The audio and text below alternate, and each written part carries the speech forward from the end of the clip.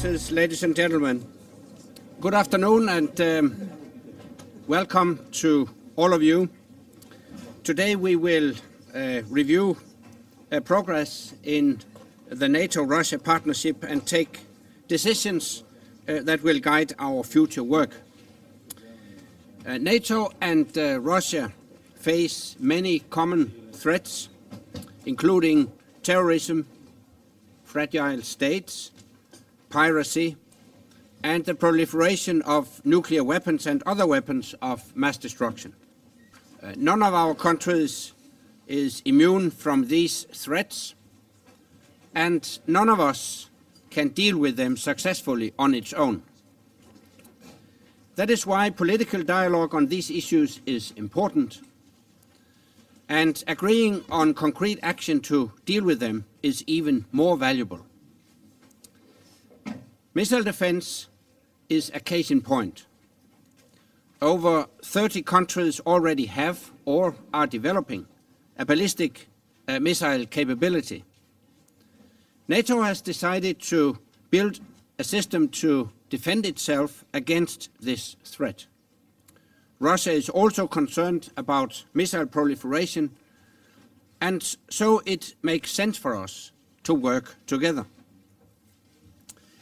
At the Lisbon summit last November, we agreed to explore opportunities for missile defense cooperation. Today, we will take stock of the progress already made and discuss the way ahead. By working together on missile defense, we can demonstrate that we can build security together, and we can pave the way for even closer cooperation in other areas in the future. We have a unique opportunity to build greater security and stability across the entire Euro-Atlantic area. We must seize it, and we must seize it together. The NATO-Russia Council has also proven to be a valuable forum for transparency on the alliance-led Operation Unified Protector. This afternoon, we will have an opportunity to review the situation in Libya, including prospects for an early end to the crisis.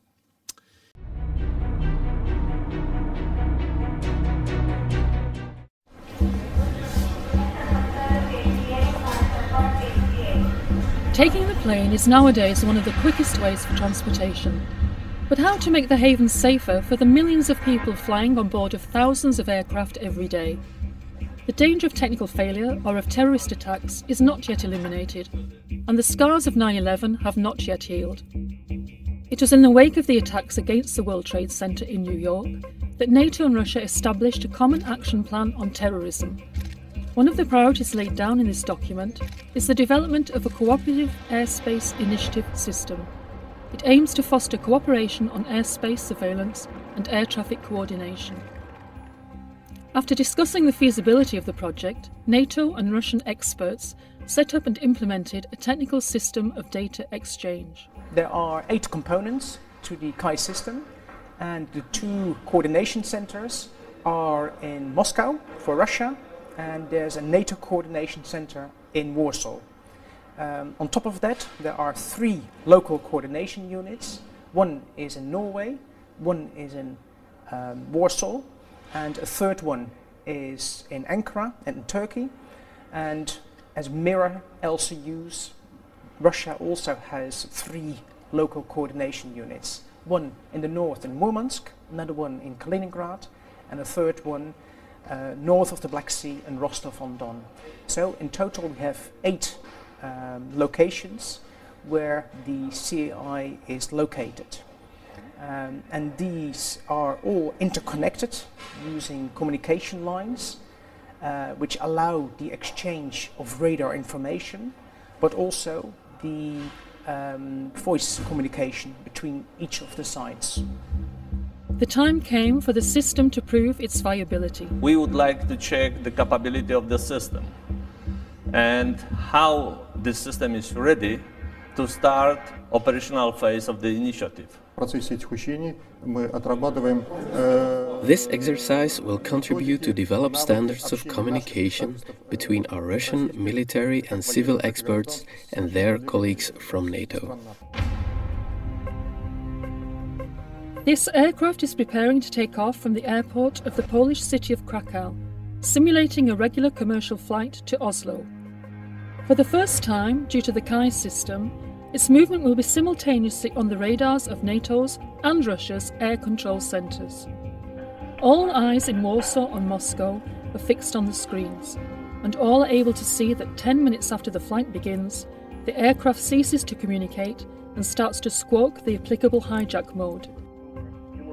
Thousands of kilometres away on the ground, the operators of NATO Air Operations Centre in Udem are giving the directive to the Polish F-16s to intercept and identify the aircraft. NATO CC, please receive information. Decision has been taken to scramble Polish Air Force fighters for interception and identification of renegade aircraft Sierra Charlie 123. 40 minutes later, it is confirmed the plane is taken over by terrorists and plans to land in St. Petersburg in Russia. The terrorists demand to landing at St. Petersburg. At the same moment, due to the same radar picture they receive and the agreed procedures, Warsaw and Moscow have already coordinated a response. Soon, Russian Su-27s are taking over the interception of the renegade aircraft. The next 3 minutes will be long, very long, as for this period of time, the aircraft has turned off its transponder. Then it gets the all clear.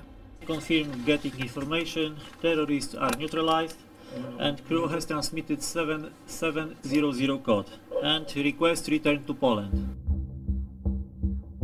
The airplane's communication system is damaged, so to go back in Krakow, the plane will need the support of the fighters. Again, the Kai system makes the coordination possible. The participants in the exercise will now evaluate the results of this exercise and of the one performed over the Black Sea and involving the local coordination unit in Ankara in Turkey. But the impression of what the Cooperative Airspace Initiative system is offering is already there. Ежегодно на земном шаре совершается более 10 тысяч террористических актов. Unfortunately, every year around the world, tens of thousands of terrorist acts are perpetrated and thousands of human beings are losing their lives.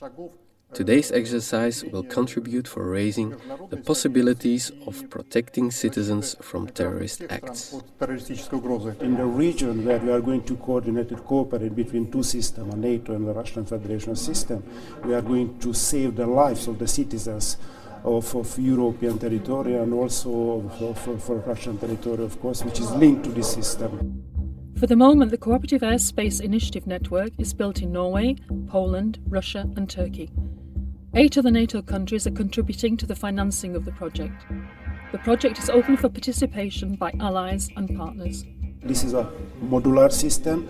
We can, of course, to enlarge a little bit, and we also can put a different mission in it. In this case, we are waiting for our partners to join us and also NATO member states. Right now, we have already 2 partners have declared their interest to join us, maybe from the next year. We are going to talk with them. This is Finland and Ukraine. They are ready to join us. It is clear that the more countries join the Kai system, the safer the airspace will be. What the Vigilant Skies exercise proves is that during the last 9 years, NATO and Russia have managed to build not just technologies that can interoperate, but also trust and confidence that allow them to respond better to common threats.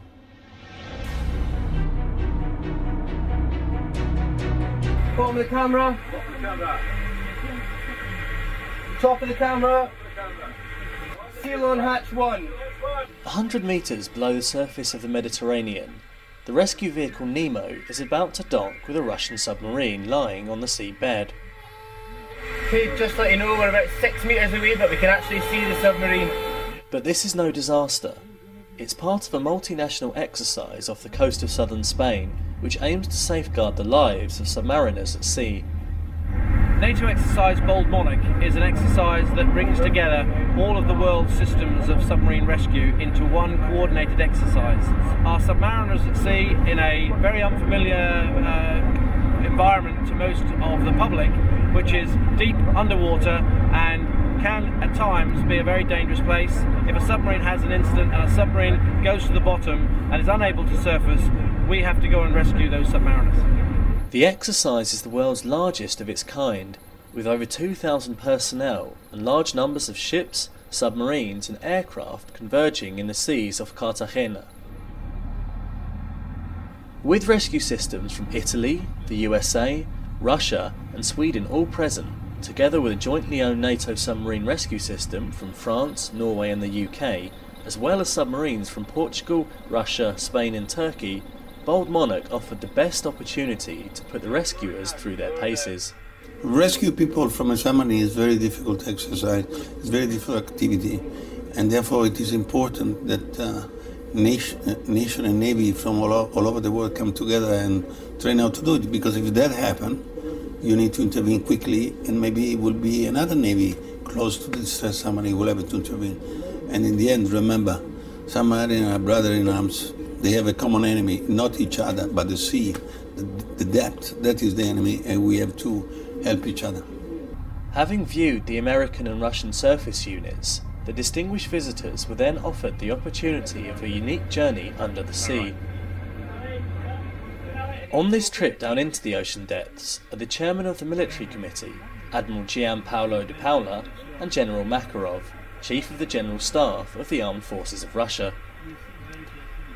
They took the opportunity to see how the Russian submarine Alrosa is working with international rescue systems, the first time a Russian submarine has taken part in such an exercise.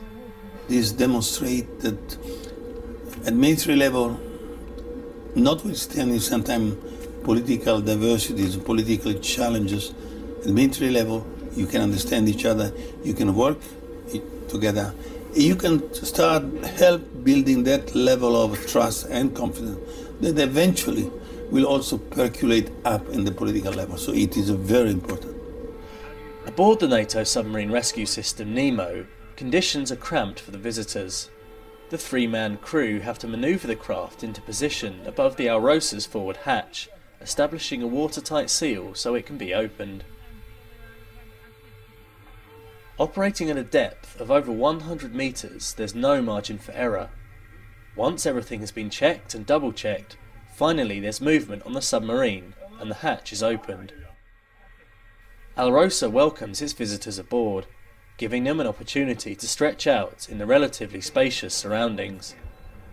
It's been a unique visit that has cemented close ties between the navies, as well as proven the interoperability and professionalism of the rescuers. Well, that was my first experience and I thoroughly enjoyed it. And to do it at 100 meters, having visited via the NATO rescue vehicle, made it a once-in-a-lifetime experience. It's taken over 3 hours to complete the round trip to the Alrosa in a painstaking and precise operation. But should Nemo ever need to be used for real, it would have saved the lives of many submariners, rescuing 15 at a time. The participants on Bold Monarch will continue these exercises through the week, as they further develop international cooperation in saving lives.